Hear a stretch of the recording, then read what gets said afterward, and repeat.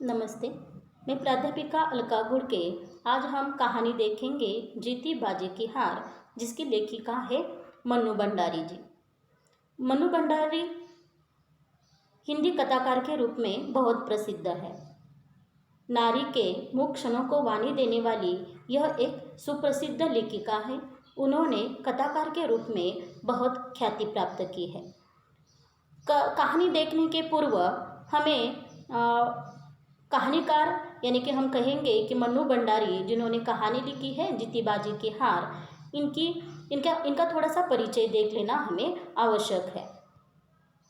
लेखिका का परिचय इस प्रकार है। लेखिका का जन्म हुआ 3 अप्रैल 1931 को मध्य प्रदेश के मंदसौर जिले के भानपुर गांव में। इनका बचपन का नाम महेंद्र कुमारी था और तत्कालीन समय में या उनके परिवार वाले या समाज में रहने वाले जो चित परिचित लोग थे, वे उन्हें प्यार से मन्नू नाम से पुकारते थे। उनकी शिक्षा के बारे में हम देखते हैं। उनकी शिक्षा हुई एमए। उन्होंने एमए पूरा किया काशी हिंदू विश्वविद्यालय से। साथ ही साथ पढ़ाई के बाद दिल्ली के मिरिंडा हाउस में अध्यापिका रही। उनका विवाह हुआ राजेंद्र यादव के साथ, जो बहुत प्रसिद्ध लेखक है, प्रसिद्ध साहित्यकार है। 1959 में उनका राजेंद्र यादव जी के साथ अंतरजातीय विवाह हुआ। बस इतना ही उनका परिचय नहीं है। उन्होंने कुछ गतिविधियां भी की हैं, जिसके अंतर्गत हम देखते हैं धर्मयुग नामक जो पत्रिका है, इस धर्मयुग में वह धारावाहिक रूप से उनका आपका बंटी यह उपन्यास प्रकाशित हुआ और इस उपन्यास को बहुत लोकप्रियता भी मिली। वह विक्रम विश्वविद्यालय उज्जैन में प्रेमचंद सृजन पीठ की अध्यक्षा भी रही। लेखन का संस्कार उन्हें विरासत में मिला था। उनके पिता सुख संपत राय भी जाने माने लेखक थे। उनकी कुछ कहानियाँ या हम कहेंगे कि कुछ रचनाएं, प्रकाशित रचनाएं इस प्रकार हैं, जिसके अंतर्गत कहानियाँ हैं। उनकी पहली कहानी है एक प्लेट सैलाब, दूसरी है मैं हार गई, तीसरी कहानी है 3 निगाहों की एक तस्वीर, यही सच है, त्रिशंकु, श्रेष्ठ कहानियाँ, आंखों देखा झूठ, नायक, खलनायक और विदूषक। उन्होंने कुछ उपन्यास भी लिखे हैं, जिसके अंतर्गत आपका बंटी यह संयुक्त रूप से लिखा हुआ उपन्यास है। उनके पति राजेंद्र यादव और मन्नू भंडारी, उन दोनों ने लिखा हुआ आपका बंटी यह उपन्यास है और इस उपन्यास को बहुत प्रसिद्धि भी मिली है। बहुत ख्यातनाम उपन्यास है आपका बंटी। दूसरा उपन्यास है महाभोज, तीसरा उपन्यास है स्वामी, अगला उपन्यास है 1 इंच मुस्कान और आखिरी उपन्यास है कलवा।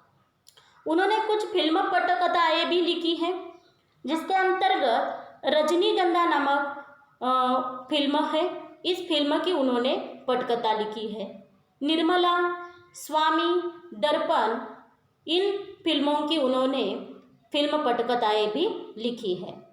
यही सच है पर आधारित रजनीगंधा नामक फिल्म अत्यंत लोकप्रिय थी और उसको 1974 की सर्वश्रेष्ठ फिल्म का पुरस्कार भी प्राप्त हुआ था। उन्होंने कुछ नाटक भी लिखे हैं। नाटकों में पहला नाटक आता है जो 1966 में लिखा हुआ बिना दीवारों का घर। महाभोज इस उपन्यास का नाट्य रूपांतरण भी हुआ है, जो 1983 में हुआ है। उनकी आत्मकथाएं भी हैं, जिसके अंतर्गत उनकी आत्मकथा है एक कहानी यह भी, जो 2007 में प्रकाशित हुई। प्रौढ़ शिक्षा के लिए सवा शेर घेऊ 1993 प्रेमचंद की कहानी का रूपांतरण है।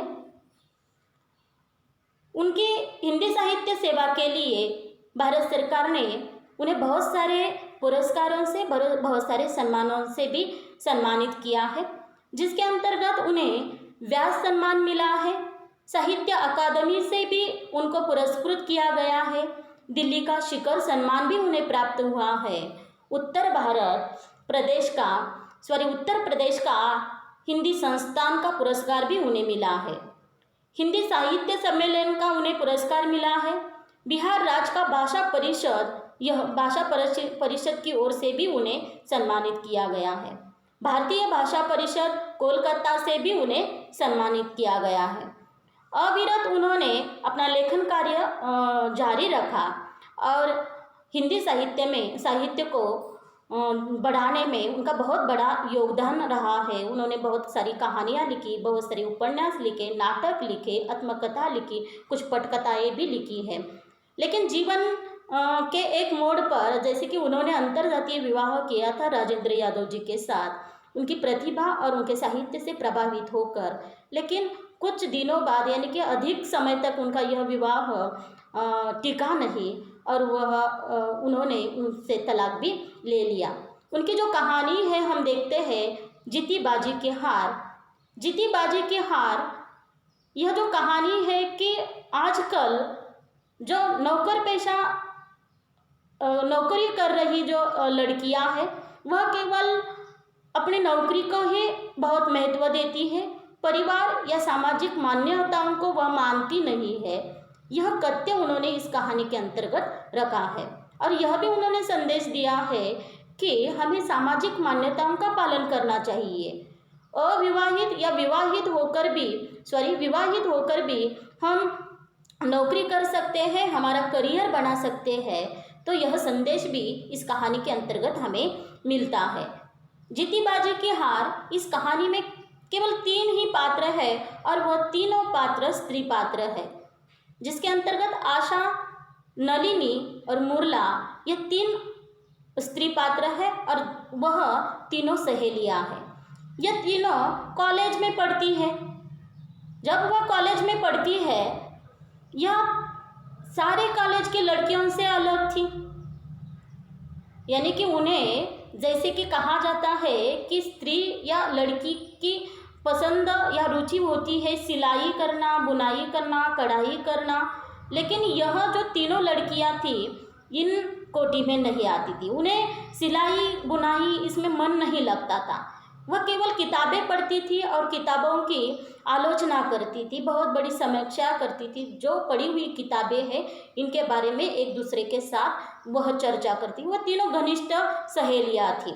उन्हें ऐसा लगता था कि यह जो कुछ उस कॉलेज में कुछ उनकी विवाहित सहेलियां भी थी और वह विवाहित सहेलियां उनके केवल उनका जो विषय रहता था, वह विषय रहता था चर्चा का उनका पति, उनके बच्चे, पति की पसंद नापसंद, बच्चों की पसंद नापसंद, इसके बारे में ही वह उनका सारा संसार उनके इर्द गिर्द घूमता था।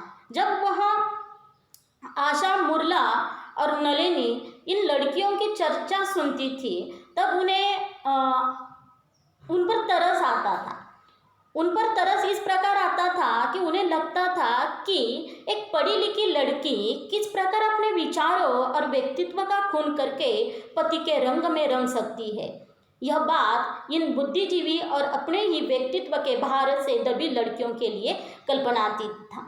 उन्हें लगता था कि इससे भी, यानी कि पति, बच्चे, इससे भी कोई अलग दुनिया है, अलग शिक्षा का केंद्र है, अलग ज्ञान की उपलब्धि है। और यहाँ पढ़ी लिखी लड़कियाँ अपने पति के व्यक्तित्व के लिए या पति के व्यक्तित्व में इस तरह रंगती है कि जैसे वह अपने व्यक्तित्व का खून कर देती है। और यह सब कुछ आशा, मुरला और नलिनी को पसंद नहीं था, या यह सब वह भावुकता या संवेदनशीलता की तरह तरस खाकर ही उन लड़कियों की तरफ देखती थी। यह तीनों घनिष्ठ मित्र थी। इन्होंने तय किया था कि वह केवल पढ़ाई करेगी, संसारिकता या प्रपंच में नहीं दाखिल होगी। उनकी पढ़ाई शुरू थी, अंतिम वर्ष की पढ़ाई वह बीए की, यानी कि हम कहेंगे कि स्नातक की पढ़ाई कर रही थी। दूसरा साल अब बीत गया था। तीनों अब गर्मियों की छुट्टी हुई थी और गर्मियों की छुट्टियों में तीनों अपने अपने गांव चली गई थी। गर्मियों की छुट्टी के बाद जब वह गर्मियों की छुट्टी में अपना समय बिताती है तो बहुत सारी किताबों एक दूसरे को पत्र लिखकर कितनी किताबें पढ़ी है और उस किताबों में कौन कौन सी विषयों को प्रस्तुत किया गया है, कौन कौन सी सामाजिक समस्याओं को प्रस्तुत किया गया है, इसकी ही चर्चा उनके पत्रों में होती थी। यानी कि बहुत ही बुद्धिजीवी ये तीनों लड़कियां थी। गर्मियों की छुट्टी खत्म करके ये तीनों वापस आती है। जब वह हॉस्टल में रहती है तब उन्हें पता चलता है, आशा और मुरला को, कि नलिनी थोड़ी सी उकड़ी उकड़ी लग रही है। जब वह पढ़ाई के लिए किताब लेती है तब वह केवल किताब का पन्ना वही अंक तक है, वही पन्ना है और केवल एक शून्य की नज़र में वह देखती है। आशा और मुरला ने जान लिया है कि उसे कोई समस्या है और वह एक दिन उनसे पूछती है कि तुम्हें क्या समस्या है कि तुम्हारा मन अब पढ़ाई में नहीं लग रहा है। तब नलिनी कहती है कि मेरी शादी तय हो गई है, घर वालों के लिए मुझे विवश होकर शादी करनी ही पड़ेगी, क्योंकि मेरे लिए मेरा जो उचित वर है वह भी एक यानी कि अच्छे घर का है, वह भी प्राध्यापक है, यानी कि स्थावर संपत्ति देखकर ये अधिकतर हम कहते हैं कि समाज में लड़कियों की शादी जो तय की जाती है कि उसके पति की स्तर किस प्रकार का है, संपत्ति कैसी है, उसकी जायदाद क्या है, यह देखकर तय की जाती है। तो नलिनी भी मान लेती है कि मेरे लिए उचित पात्र है, मेरे लिए उचित वर है और क्यों ना मुझे शादी अब करनी पड़ेगी। नलिनी जब यह बात करती है तो मानो मुरला के लिए तो ऐसा लगता है कि आसमान ही नीचे गिर गया है। वह इतने प्रश्नों की बौछार नलिनी को करती है कि क्या तुम पागल हो गई हो, अपनी पढ़ाई अधूरी छोड़कर तुम शादी करना चाह रही हो। तो बहुत सारे प्रश्न उनसे पूछती है। कुल मिलाकर अंत इस प्रकार होता है कि नलिनी की शादी हो जाती है। अब बाकी है आशा और मुरला। आशा और मुरला दोनों बीए की एग्ज़ाम देती है, उनमें वह अच्छे मार्क्स से उत्तीर्ण भी होती है। वह दोनों एक दिन नलिनी से मिलने के लिए उसके घर चली जाती है। अब नलिनी को एक लड़की हो गई है।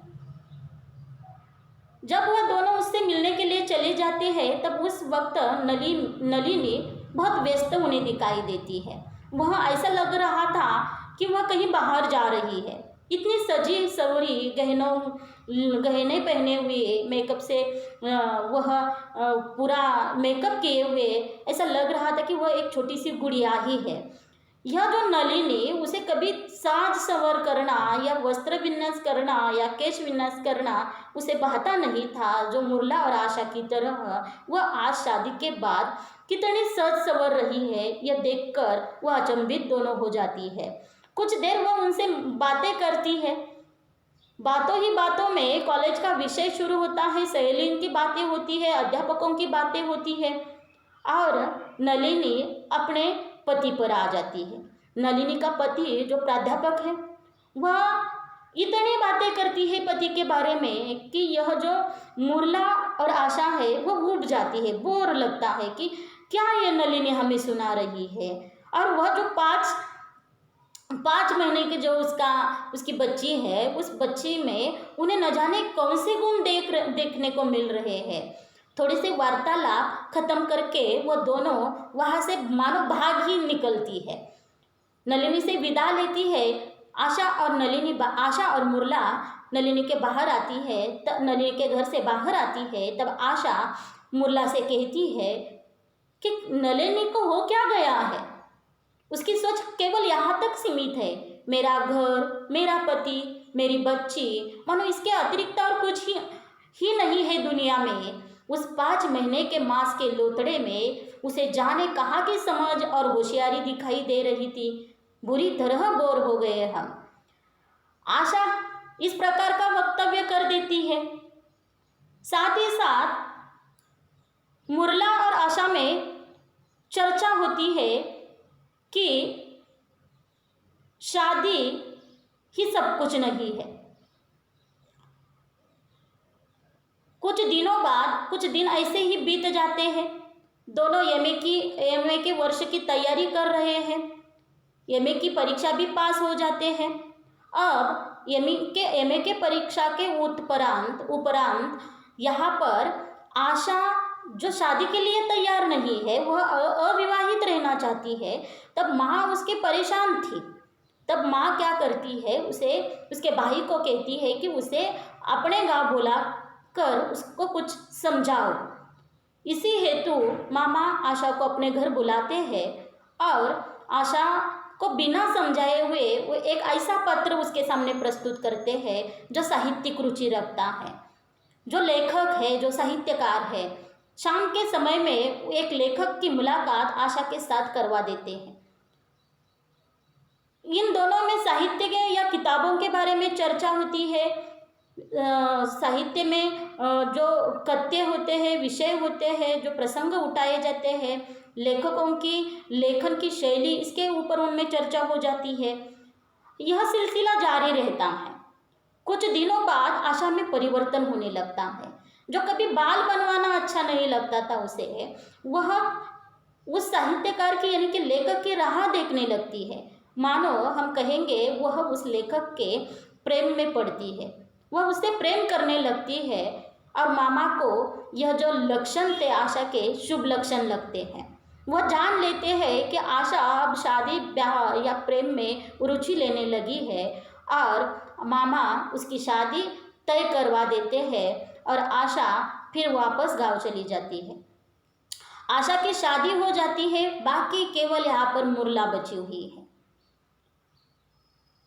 यह जो मुरला है, उन्होंने एमए पास किया, फिर उसके बाद वह शोध कार्य के लिए जुट जाती है। एमए में वह विश्वविद्यालय में प्रथम आती है। विश्वविद्यालय में प्रथम आने के कारण बहुत सारे उनके लिए स्तर आते हैं, बहुत सारे रिश्ते आते हैं कि यह जो मुरला है उनके लिए बहुत सारे उचित वर आते हैं। लेकिन उसके दिमाग में केवल एक ही छाया हुआ था कि वह शादी नहीं करेगी, केवल अपना करियर करेगी। इसलिए वह उन जितने भी रिश्ते आते हैं उन रिश्तों को वह इनकार कर देती है। कुछ दिन ऐसे ही बीत जाते हैं और आशा भी गर्भवती हो जाती है और आशा को मिलने जब उसके प्रसव के बाद मुरला अस्पताल में चली जाती है, उसके हाथ में बहुत बड़े बड़े काफ़ी किताबें हैं, भारी किताबें हैं और वह आशा से मुरला मुलाकात करती है। जब आशा को वह बात करती है तब उस वक्त आशा कहती है कि तुम्हें भी अब शादी करना चाहिए, लेकिन मुरला कहती है कि शादी के झंझटों में मैं पड़ने ही वाली नहीं हूँ, वह सब तुम लोगों को ही मुबारक हो। शादी करके मैं अपने व्यक्तित्व को नहीं बेच सकती। वह आशा से यह भी कहती है, आशा जब मुरला कहती है कि शादी करना यानी कि व्यक्तित्व बेचना है, वह व्यक्तित्व पति के लिए हो या घर वालों के लिए हो या ससुराल वालों के लिए हो या समाज के लिए हो, तब आशा उसे समझाती है कि यदि तू शादी को व्यक्तित्व बेचना ही समझती है तो इतना मैं भी अवश्य कहूँगी कि जिस कीमत पर हम व्यक्तित्व बेचते हैं वह इतनी अवश्य होती है कि सौदा घाटे का नहीं रहता। यानी कि उसमें कुछ तो हमें मिलता ही है, भले ही हमारी पढ़ाई छूट जाती है, हमारा करियर छूट जाता है, लेकिन प्रेम तो मिलता है। सास का प्रेम मिलता है, ससुर का प्रेम मिलता है, ससुराल से जुड़े लोगों का प्रेम मिलता है, बच्चों का प्रेम मिलता है, पति का प्रेम मिलता है। तो इसमें यह जो हमारा शादी का जो हमने सौदा किया है वह सौदा हमें घाटे का नहीं लगता है, इसमें हमें लाभ भी है। तब यह जो मुरला है वह उससे बातों से ऊब जाती है, वह मजाक के तरह से उसको देखती है और आशा अपने 5 दिन की लड़की जो बच्चा है उसके गुण उसके सामने वर्णित करती है। देखिए एक ऐसी विडंबना है जो आशा नलिनी जो अपने बच्चे के बारे में कह रही थी, तब उस वक्त वह कहती है कि उसका मेरा बच्चा, मेरा परिवार, मेरा पति, मेरा बच्चा, इसके सिवा उसे कुछ नहीं सूझता है। और वही जो आशा है वह अपने 5 दिन की अब माँ बनी है और जीवन की परिभाषा नलिनी के सामने मुरला के सामने वह प्रस्तुत कर रही है। यहाँ पर आशा उसे समझाती है कि जीवन में हमें सहारा चाहिए। समाज में अकेली औरत नहीं जी सकती है, उसके लिए समाज में कोई अपना होना चाहिए, एक सहारा होना चाहिए। और अबला नारी तो केवल अबला ही है और उसको सहारे की ज़रूरत है। तब मुरला उसके वाक्य को खंडित कर देती है और उसको कहती है सहारा उसे चाहिए जो अपने को अबला समझे। मैं सबला हूँ, मुझे किसी का सहारा नहीं चाहिए। बच्चों का तो मैं अपनी उन्नति को बाधक समझती हूँ। अच्छा छोड़ो, यह बात जीत गई तो क्या देगी। उन दोनों में शर्त लगती है। आशा कहती है कि आप तुम्हारे दिमाग पर पढ़ाई, करियर, पीएचडी का भूत सवार हुआ है, इसलिए तुम इस प्रकार की बातें कर रही है। लेकिन यह जब समय गुजर जाएगा और तुम अगले स्टेप पर चली जाओगी, तब तुम्हें मेरी बातें अवश्य याद आएगी। तब वह आशा मुरला से शर्त लगाती है कि यदि तुम शादी नहीं करोगी तो तुम्हें जो चाहिए वह मैं दे दूंगी। मुरला उस शर्त को मान लेती है। कुछ दिन ऐसे ही बीत जाते हैं। मुरला आशा से मिलकर अस्पताल से वह चली जा रही है। हाथ में भारी भारी किताबें हैं, लेकिन उसे कहीं ना कहीं ऐसा लग रहा है कि मैं अधूरी हूँ, मुझ में कुछ ना कुछ कमियां हैं। मेरा भले ही मैं विद्वान बनूंगी, भले ही मेरे पास सब कुछ है, लेकिन मुझ में कुछ तो रिक्तता है, मेरे जीवन में कुछ तो रिक्तता है। इसलिए वह थोड़ा सा सोच विचार करती है और अपने इस बेवकूफ़ बातों पर वो खुद ही हंसती है। कुछ दिन बीत जाते हैं। आशा अपनी गृहस्थी में रमी हुई है, इधर नलिनी अपनी गृहस्थी में रमी हुई है और मुरला अब शिक्षा विभाग में एक ऊंचे पद पर असमस्त है। वह एक ऊंचे पद पर जहाँ पहुँची हुई है, अब भी वह अविवाहित ही है। बहुत साल बीतने के बाद फिर वह आशा के घर, उसके शहर चली जाती है। वह किसी समारोह के सभापतित्व वह बनी हुई है और उस सभापतित्व को निभाने वह आशा के शहर चली जाती है। आशा के बहुत आग्रह के कारण वह मुरला उसके घर चली जाती है। जब वह उसके घर चली जाती है तब दोनों में बहुत सारी बातें होती है। आशा कहती है कि तुम तो शर्त जीत गई, बहुत तुमने, यानी कि तुम अपने शर्त पर अड़ी रही, तुम आप भी अविवाहित हो। जब मुरला उसकी छोटी छोटी 2 बच्चियों को देखती है तब उन्हें न जाने क्या महसूस होने लगता है, पता नहीं। तब आशा उसे कहती है कि अच्छा चलो बताओ अब तुम्हें क्या चाहिए। मैंने तुमसे शर्त लगाई थी कि जब तुम अविवाहित रहेगी तो तुम जो चाहे मैं तुम्हें दे दूंगी। तब वह कहती है मुरला कि मुझे कुछ नहीं चाहिए। नहीं ऐसा मत कहो, वह कहती है आशा जो चाहिए तुम मांग सकती हो। तब उस वक्त जो गुड़िया से दिखने वाली जो आशा की छोटी बेटी थी उसको अपने पास खींचकर वह कहती है यदि तुम देना चाहती हो तो इस छोटी सी बच्ची को मुझे दे दो। यहाँ पर प्रश्न चिन्ह, यहाँ पर ही कहानी खत्म होती है कि एक स्त्री का जीवन में मातृत्व भाव महत्वपूर्ण है, वात्सल्य भाव महत्वपूर्ण है। स्त्री तभी परिपूर्ण है कि जिसमें जब वह माँ बनती है। समाज में रहते वक्त कभी भी हमें ऐसा खालीपन महसूस होता है, हमें भी ऐसा लगता है कि मेरा भी घर परिवार हो, मेरे भी बाल बच्चे हो, तो वह स्थिति यहाँ पर मुरला पर आती है। कहानी का निष्कर्ष इस प्रकार है कि विवाह जैसे सामाजिक मान्यताओं का विरोध कर केवल करियर को प्राथमिकता देने वाली नारी की आंखें खोलने का काम यह कहानी करती है। साथ ही साथ इस कहानी में मन्नू भंडारी जी ने जो उच्च शिक्षित आधुनिक भावबोध से भरी नारी है, इस नारी को यथार्थ से अवगत कराने की कोशिश की है कि समाज का यथार्थ है, सामाजिक जो रीति रिवाज है, परंपराएं है, मान्यता है, विवाह संस्था है, इसको विरोध करने वाली या इसको स्वीकार न करने वाली नारी अंत में उसकी स्थिति क्या होती है, इस प्रकार वह समाज में ऐसी सोच रहने वाली जो अविवाहित रहने का सोचने वाली और केवल करियर को ही प्राथमिकता देने वाली नारी की आंखें खोलने का काम इस कहानी के माध्यम से मन्नू भंडारी जी ने किया है। साथ ही साथ इस निष्कर्ष पर हम पहुंचते हैं कि आधुनिकता के नाम पर नारी अपने अस्तित्व, पहचान तथा खुद को साबित करने की होड़ तो जीत लेती है। रुपये, प्रसिद्धि, शानो शौकत, ज्ञान सब कुछ पाती है, लेकिन विवाह संस्था को ठुकरा कर खुद को अकेली पाती है। साथ ही साथ यह भी निष्कर्ष यहाँ पर प्रस्तुत होता है, स्वयं के अस्तित्व बोध के लिए विवाह न करना यह पर्याय नहीं है। विवाह आदि मान्यताओं का पालन करके भी खुद को साबित किया जा सकता है। तो इस प्रकार इस कहानी में मन्नू भंडारी जी ने हार की जीत, जीती बाजी की हार, यह जो कहानी है जीती बाजी की हार, मुरला असल में जीत तो जाती है, लेकिन जब वह आशा को उसकी बेटी मांगती है तब उसकी यह जीत हार में तब्दील हो जाती है। यानी कि वह उसमें एक रिक्तता है।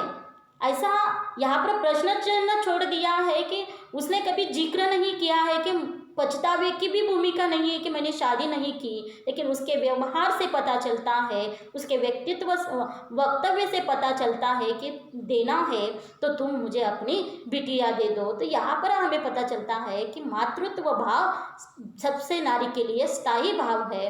और इस प्रकार यह कहानी जीती बाजी की हार एक बहुत सफल कहानी है। और यह जो नारी मन्नू भंडारी है, इन्होंने मैं हार गई इस कहानी संग्रह में यह कहानी मन्नू भंडारी जी की संकलित है। तो यहाँ पर इस कहानी का यहाँ पर आशय हमने प्रस्तुत आपके सामने किया है। धन्यवाद।